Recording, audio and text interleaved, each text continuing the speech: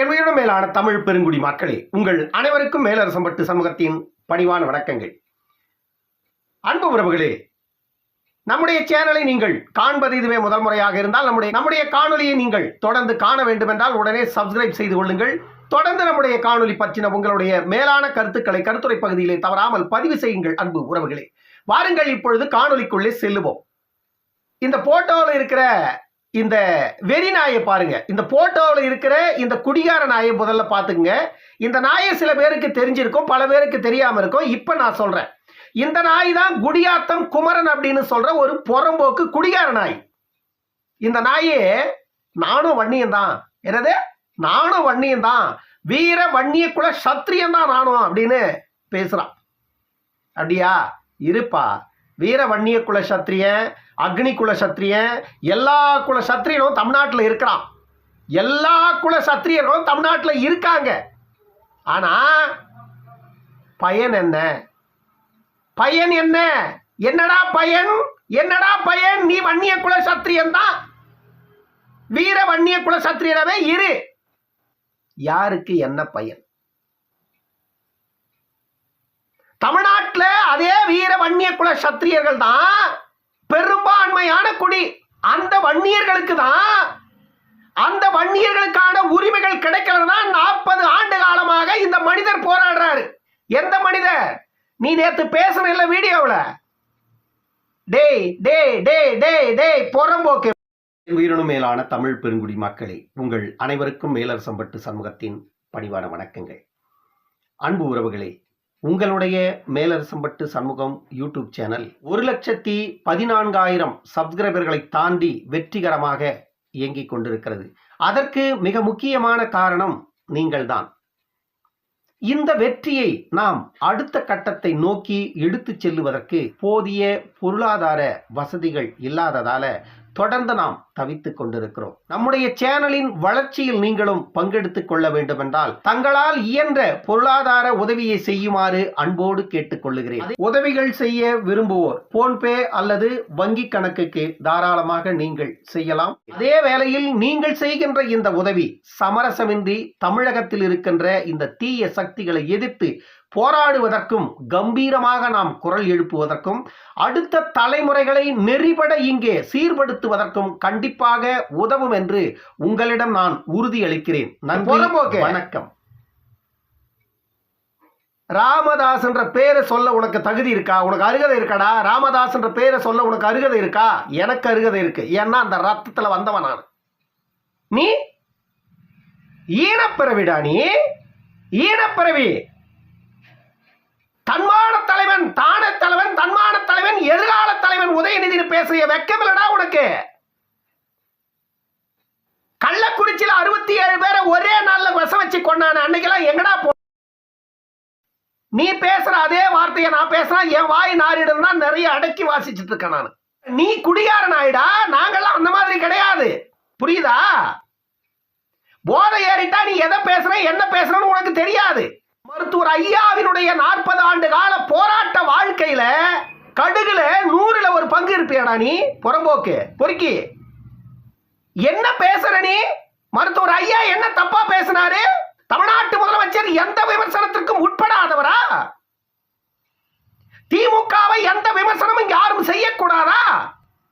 தமிழ்நாட்டில் 4/5 கொலைகள் விழுந்து கொண்டிருக்கிறது. தமிழ்நாட்டின் சட்டம் ஒழுங்கு என்ன நிலையில் இருக்கிறது என்பதை யார் கேள்வி கேட்பது? உன்ன மாதிரி பொறுக்கிங்கள் எல்லாம் வெளியே விட்டு வச்சா இப்படிதான்டா நடக்கும். 10.5 விழுக்காடு இடஒதுக்கீடு வன்னியர்களுக்கு வேண்டும் என்று இன்று கேட்டாரா, நேற்று கேட்டாரா, முந்தா நேற்று கேட்டாரா மருத்துவர் ஐயா? அவர் கேட்பதில் ஏதாவது தவறு இருக்கிறதா அல்லது அதை கொடுப்பதற்கு சட்டத்தில் இடமில்லையா? எல்லாமே இருக்குது இல்ல, அதை கொடுக்கிறதுக்கு உங்களுக்கு என்ன என்ற கேள்வியை தான் மருத்துவர் ஐயா முன் வச்சார்.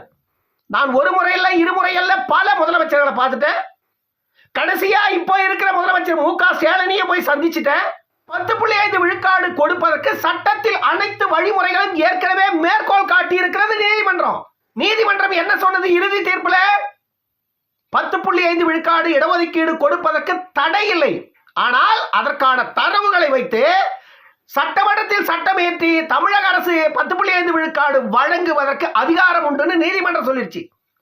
அதைத்தான் இன்று வரையில் மருத்துவர் ஐயாவும் டாக்டர் அன்புமணி அவர்களும் தொடர்ந்து கேட்டுக் கொண்டிருக்கிறார். நானும் வன்னியர் பேசுறேன் இல்ல, நானும் வன்னிய குல சத்திரியர்கள், தமிழ்நாட்டில் வன்னிய குல சத்திரியர்கள் எல்லாம் ஊமைகள் அல்ல, எல்லோரும் வந்துட்டு விழிப்பாட இருக்காங்க அப்படின்னு பேசுற இல்ல. நீ ஊமையில தான் மக்கள் விழிப்போட தான் இருக்காங்க. விழிப்போட இருக்கிற மக்கள் தான் தமிழ்நாட்டையே 40 ஆண்டு காலமாக சாராயத்தை ஊத்தி கொண்டுகிட்டு இருக்கிற ஒரு கட்சிக்கு மீண்டும் மீண்டும் ஓட்டை போட்டு ஜெயிக்க வைப்பாங்களா? விழிப்போடு இருக்கிற மக்களா இருந்திருந்தா மீண்டும் மீண்டும் ஓட்டை போட்டு ஜெயிக்க வைப்பாங்களா? மக்களுக்கு விழிப்பில்லைன்னு தானே அர்த்தம். நான் மேல நின்றுட்டு இருக்கேன், எனக்கு கீழே ஒருத்த குழி வெட்டுறான்னு எனக்கு தெரிஞ்சா நான் அந்த இடத்துல நிப்பனா? குழி வெட்டுறவன நான் சும்மா விடுவனா? ஆனா என்ன மேல நிக்க வச்சுட்டு எனக்கு கீழே காலமெல்லாம் குழி வெட்டிட்டு இருக்கான். என்னால மேல போக முடியல. ஒரு அடி அடுத்த அடி கீழே இழுத்துட்டு போயிட்டே இருக்கு. ஆனா இவன் கீழே குழி வெட்டுற விஷயம் இன்னும் அந்த மக்களுக்கு தெரியல. இதத்தாண்டா ஊமை சனங்கள் அப்படின்னு சொல்றாரு டாக்டர் ஐயா. உன்ன மாதிரி குடிகார நாய்களுக்கெல்லாம் எங்கடா புரியும்? உன்ன மாதிரி குடிகார பொறுக்கிங்களுக்கெல்லாம் எப்படிடா புரியும்? பொறுக்கி, தமிழக முதலமைச்சரை உன்னை நான் கோட்டையில் வந்து சந்திக்கணுமா? நீ யாரு, நீ யாரு என்ற ஒரு வார்த்தை கேட்டதுல திராவிட டாகு எல்லாமே அப்படியே கொலைக்குது. தமிழ்நாடு முழுசும் ஒரு வார்த்தை கேட்டதுக்கு வார்த்தை பேசிருக்கடா பொறுக்கி. மருத்துவர் ஐயாவினுடைய சாதனையில கடியில் 100ல் 1 பங்கு உன்னால செய்ய முடியுமா இந்த மண்ணின் மக்களுக்கு? மருத்துவர் ஐயாவின் பேரை எடுப்பதற்கு கூட உனக்கு தகுதி இருக்கா? நீ உங்களை மாதிரி ஆட்களால தாண்டா இந்த சமூகம் இன்று வரையில் இன்னும் அவர்களுக்கான உரிமையை பெற முடியாமல் போராடி கொண்டிருப்பதற்கு முதல் காரணமே இதுதான் உண்மை அப்படின்னு எல்லாருக்கும் தெரியுது. இப்பதான் இதெல்லாம் நாங்க வெளியே கொண்டு போகணும்.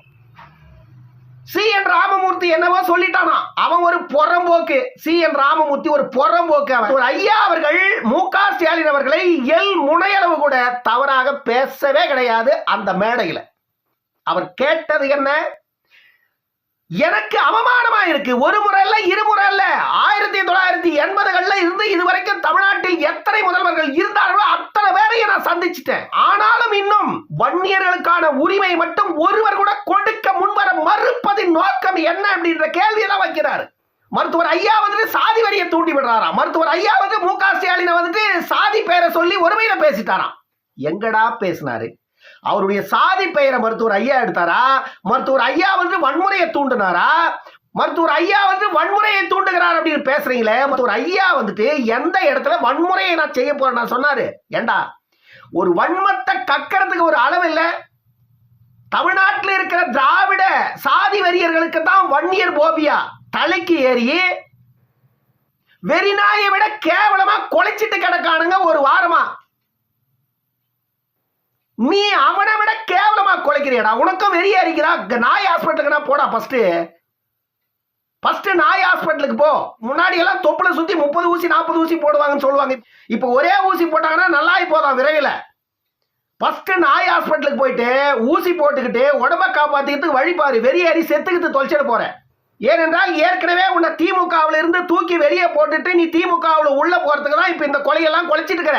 ஏன்னா அடுத்து வந்துட்டு இந்தியாவினுடைய பிரதமர் தமிழ்நாட்டின் முதலமைச்சராக இருக்கின்ற மு.க. ஸ்டாலின் அவர்கள் தான் அடுத்து இந்தியாவின் பிரதமர் ஆக போறாரு. தமிழ்நாட்டுக்கு அடுத்த முதலமைச்சர் வந்துட்டு உதயநிதி ஸ்டாலின் தான். உதயநிதி ஸ்டாலினுடைய அமைச்சரவையில குடியாத்தம் குமரன் வந்துட்டு நிதியமைச்சரா உட்கார போறாரு. ஏன்னா குடியாத்தம் குமரன் நிதியமைச்சரா இருக்கணும் அப்படின்னா முதல்ல போயிட்டு இந்த நாய்க்கடியை காப்பாத்திக்கிட்டு வா. ஏன்னா நாய் கடிச்சு வெறியாறி போயிருக்கு இல்லையா, முதல்ல இதை போய் காப்பாத்து. அப்பதான் வந்துட்டு அடுத்து தமிழக அமைச்சரவையில நிதியமைச்சரா போய் உன்னால உட்கார முடியும். ஏன்னா அப்புறம் உன்ன மாதிரி ஒரு நிதியமைச்சர் கிடைக்காத உதயநிதி ஸ்டாலின் ரொம்ப கஷ்டப்பட்டுருவாரு. ஏன்னா இப்போ இந்தியாவுக்கு பிரதமரா மு.க. ஸ்டாலின் ஆயிட்டாருன்னா அப்புறம் தமிழ்நாட்டோட முதலமைச்சரா உதயநிதி ஸ்டாலின் வந்துட்டாருன்னா உதயநிதி ஸ்டாலினுக்கு நிகரான ஒரு நிதியமைச்சர் வேணும் இல்லையா தமிழ்நாட்டில். ஏன்னா உதயநிதி ஸ்டாலினுக்கு வந்து வலதுகரமும் இடதுகரமும் இருகரமும் நீயா தான் இருக்கிறதாக சொல்லிட்டு இருக்காங்க தமிழ்நாடு முழுசும் திமுக காரங்க. அதனால ஃபர்ஸ்ட் போயிட்டு வெறிநாய் ஹாஸ்பிட்டலுக்கு போயிட்டு அந்த வெறிநாய் கடிச்ச கடிக்கு ஊசியை போட்டு உடலை சரி பண்ணி வச்சுக்க. 2029 தமிழ்நாட்டுடைய நிதியமைச்சரா வர்றதுக்கு இப்போ இருந்தே தயாராயிட்டு. வெக்கமெல்லாம் இல்லையாடா டே உனக்கெல்லாம்? வெக்கம் இல்லடா உனக்கு? நானும் வண்டியும் தான் அப்படின்னு சொல்லிட்டு எங்கேயும் வெளியே சுத்தாதரா பொறுக்கி. 2021 எடப்பாடியினுடைய ஆட்சி காலத்துல 10.5 விழுக்காடு இடஒதுக்கீடு வன்னியர்களுக்கு வழங்கப்பட்டது. உங்களுடைய கூற்றின்படி, திமுக காரங்களுடைய கூற்றின்படி எடப்பாடி பழனிசாமி தவறாக இடஒதுக்கீடு வழங்கிட்டாருன்னு வச்சுக்கோங்க. அந்த இடஒதுக்கீட்டை மு.க. ஸ்டாலின் வந்துட்டு இம்ப்ளிமெண்ட் பண்ணாரு. ஆட்சிக்கு வந்து எதன் அடிப்படையில் இம்ப்ளிமெண்ட் பண்ணாரு? நீ தான் பெரிய மெத்த படிச்ச மேதாவி இல்லையாடா குடியாத்த குமரா? எப்படா இம்ப்ளிமெண்ட் பண்ணாரு? தமிழக முதலமைச்சர் வந்துட்டு உலகம் போற்றும் உத்தமர், எப்படி அதை இம்ப்ளிமெண்ட் பண்ணாரு? அதுக்கப்புறம் நீதிமன்றத்துக்கு எப்படி போச்சு? அப்புறம் சென்னை உயர்நீதிமன்றம் அதற்கு தடை விதிக்க முடியாதுன்னு தீர்ப்பு எப்படி கொடுத்தது? அதன் பிறகு உச்சநீதிமன்றத்துக்கு எப்படி போனாங்க? உச்சநீதிமன்றத்தில் எப்படி 10.5 விழுக்காடு ரத்தானது? இந்த வரலாறு எல்லாம் என்ன தெரியுமாடா உனக்கு? ஏற்கனவே நீ வேலூர் மாவட்டத்தில் துரைமுருகனுடைய சகாக்கள் கூட எல்லாம் வந்து பல பிரச்சனைகளை பண்ணிக்கிட்டு துரைமுருகன் வந்து உனக்கு கட்சியை விட்டு வெளியே தூக்கி போட்டார். மீண்டும் எப்படின்னா கட்சிக்குள்ள போயிடணும், இதுதான் நமக்கு நல்ல சமயம், மீண்டும் எப்படின்னா ஒன்று கட்சிக்குள்ள போயிடணும் அப்படின்ட்டு வெக்கம் இல்லாத பேசுறியாடா? டேய், வெக்கம் இல்லாத பேசுறியாடா? நீ பேசுறதுல எதுனா ஒரு உண்மை இருக்காடா? நீ பேசுறதுல எதுனா ஒரு உண்மை இருக்கா? முதல்ல ஒரு ஐயா விமர்சனத்துக்கு அப்பாற்பட்டவர் அல்ல. மருத்துவர் ஐயாவை விமர்சிக்கலாம், ஆனால் அந்த விமர்சனத்துல ஒரு நியாயம் இருக்கணும். அந்த விமர்சனத்தில் ஒரு நியாயம் இருந்தா உன்னை யாரும் கேள்வி கேட்க மாட்டாங்க. மருத்துவர் ஐயா அவர்கள் முதலமைச்சர் மேல வைத்த விமர்சனம் என்ன? சாதிவாரி கணக்கெடுப்பை நடத்துவதற்கு தமிழகத்திற்கு உரிமை இல்லைன்னு பேசுற நீ முதல்ல பச்சோந்தி. திமுகவுடைய எச்சக்கலை. இந்திய அரசியலமைப்பு சட்டமும் உச்சநீதிமன்றமும் சொல்லுது, எல்லா மாநிலங்களுக்கும் சாதிவாரி கணக்கெடுப்பு நடத்துவதற்கான உரிமை உண்டு. மக்கள் தொகை எடுப்பதற்கான உரிமை மட்டும்தான் மத்திய அரசுக்கு இருக்கிறது. மக்கள் தொகையை மத்திய அரசு தான் எடுக்க முடியும். ஆனால் சாதிவாரி கணக்கெடுப்பை அந்தந்த மாநிலங்களே எடுப்பதற்கான உரிமைகள் உண்டு. ஒரு பஞ்சாயத்து தலைவருக்கு கூட சாதிவாரி கணக்கெடுப்பு நடத்துவதற்கான உரிமைகள் உண்டு என்பதை இந்திய அரசியலமைப்பு சட்டம் சொல்லுது. நீ யாரு? உனக்கு என்னடா புடுங்க தெரியும்? எதை வச்சு நீ பேசுற? மருத்துவர் ஐயாவை விமர்சிக்கணும், திமுகவிற்கு சொம்படிக்கணும். இதுக்கெல்லாம் வேற எதுனா போய் செய்யுங்கடா. எத்தனையோ கேவலமான தொழில் இருக்குது, அதெல்லாம் செஞ்சு பொழைச்சிட்டு போங்கடா. எங்கனா போயிட்டு மக்களால் தேர்ந்தெடுக்கப்பட்ட எந்த ஒரு பொறுப்பில் இருப்பவர்கள் யாரா இருந்தாலும் விமர்சனத்திற்கு அப்பாற்பட்டவர்கள் கிடையாது. தேசத்தின் பிரதமரே கூட விமர்சனத்திற்கு உட்பட்டவர் தான். புரியுதா? தமிழ்நாட்டு முதலமைச்சர் விமர்சனத்துக்கு அப்பாற்பட்டவர் கிடையாது. திமுகவை விமர்சனமே செய்யக்கூடாது என்பது சட்டத்துல இல்ல, அது சட்டம் வகுத்ததும் இல்லை.